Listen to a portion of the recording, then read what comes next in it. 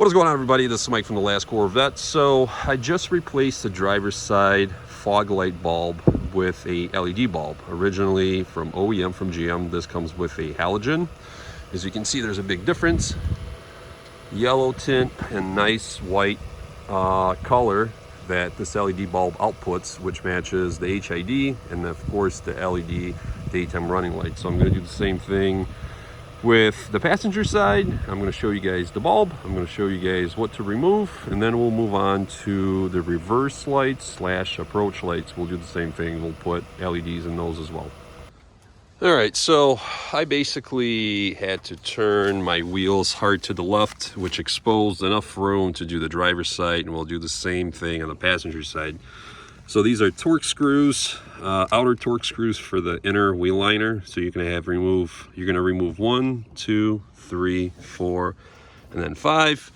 And then we're gonna peel back the liner.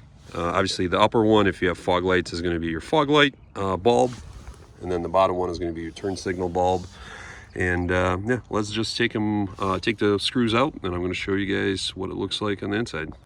All right, so with the 5 Torx screws removed, you're just basically going to, I usually find a spot where I can get my finger in and to peel back the liner a little bit here. Might need 2 hands. Nope, there you go. So you're going to just peel this back just enough to expose. Right there is your fog light. This here is your turn signal if you had to replace the turn signal bulb. The first thing you're going to do is, you can see there's a little red tab. Just grab your fingernail and pull it down. Right underneath is the actual release. So you're going to do that counterclockwise. So this here is a let me focus in, H8, H11, I believe H9s are all the same. So then you're going to, let me put you here.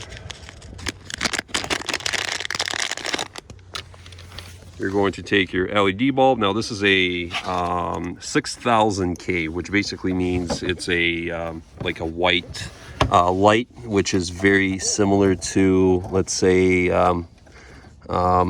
stock color, like HID color. If you go 7,000, 8,000, 9,000, that's when the light output will become more and more of a blue haze or a blue tone. But anyway, so what I did with this LED bulb is you basically set it at 45 degrees and then you lock it in clockwise this time. And from there, you're going to take your harness, you're going to connect it until it locks in. That's important. And then you're just going to lock the safety tab in place.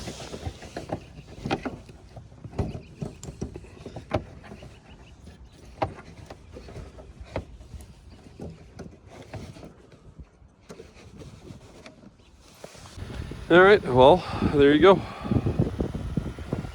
So both of the bulbs are replaced now. All I have to do is just put the Torx screws back in, and as far as the liner goes, all you're going to do is just basically going to push it behind this fender lip and then put the screws back in, and then we'll move on to the reverse light slash approach lights.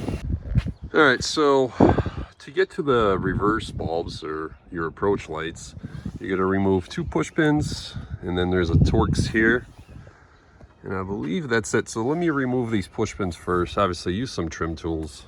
You know, they're cheap and you're not gonna scuff up your plastic.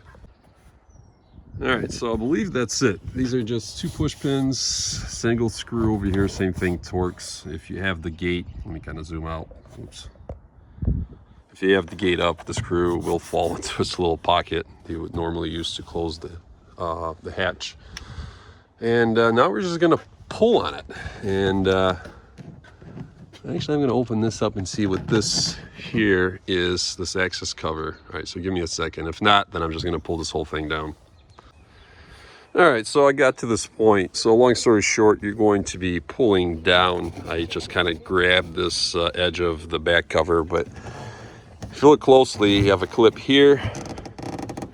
You also have a clip right there, a second one, same thing on this side, but the bulbs themselves are right there. So I'm going to try to get my hand in there and just basically untwist it, and should go pretty easy. There's not a lot of room, but this cover here has obviously never been removed, so it's not the easiest when it comes to actually getting the clips out. They're fairly well inserted, and I don't want to break them. All right, so I ended up actually just prying on this thing and removing most of the clips, and like I said, here is the reverse light. I think the best approach is just to pull this down and come in from the top. As you can see, a little bit of DNA. I got to clean that up before I put the panel back on. But when you're working with these are T15s, I want to say. Yeah, so this is a 906, 912, 921 T15, which is what the Equinox calls out for. But regardless, when you put these in, you don't want to just assume that they're going to work, because sometimes you have to switch them. When I say switch them, rotate them 180. But I'm going to show you guys what the difference is here in a second. So there you go, yellow, and then nice white light. So this is going to be reverse, and like I said, also approach lights on GM vehicles.